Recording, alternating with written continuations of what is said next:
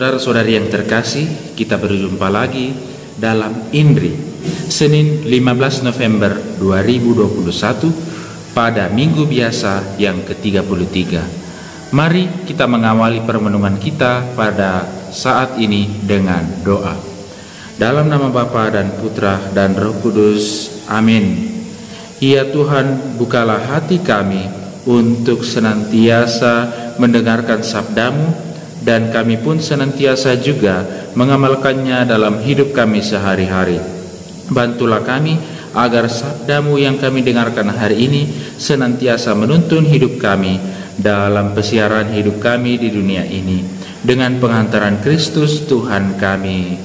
Amin. Dalam nama Bapa dan Putra dan Roh Kudus. Saudara-saudari yang terkasih, hari ini kita akan mendengarkan bacaan Injil dari Injil Lukas pasal 18 ayat 35 sampai dengan 43. Waktu Yesus hampir tiba di Yeriko, ada seorang buta yang duduk di pinggir jalan dan mengemis. Waktu orang itu mendengar orang banyak lewat, ia bertanya, "Apa itu?" Kata orang kepadanya, "Yesus orang Nazaret lewat." Lalu ia berseru, "Yesus anak Daud, kasihanilah aku."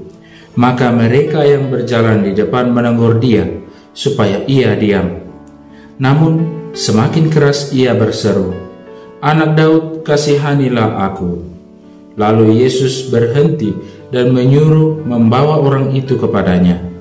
Dan ketika ia telah berada di dekatnya, Yesus bertanya kepadanya, "Apa yang kau kehendaki supaya aku perbuat bagimu?" Jawab orang itu, "Tuhan, supaya aku dapat melihat."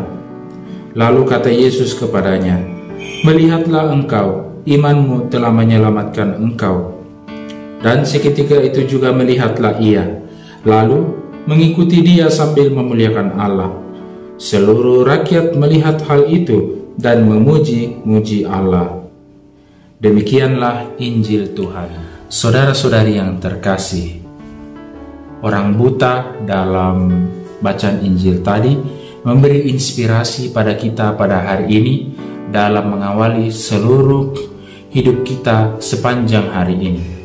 Kita dipanggil untuk merenungkan panggilan hidup beriman kita, khususnya ketika kita dalam permasalahan hidup, ketika kita memiliki berbagai permasalahan yang senantiasa ada dan hadir dalam hidup kita. Kita diajak untuk bersikap seperti orang buta dalam bacaan Injil tadi.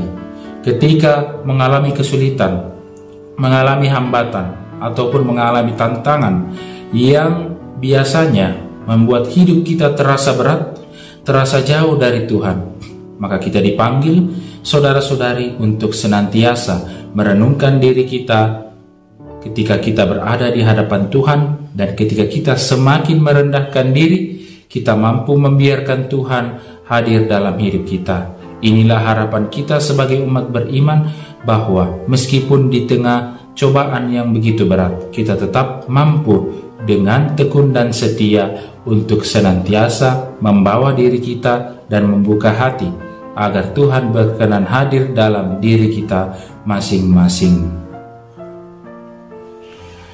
Tuhan bersamamu.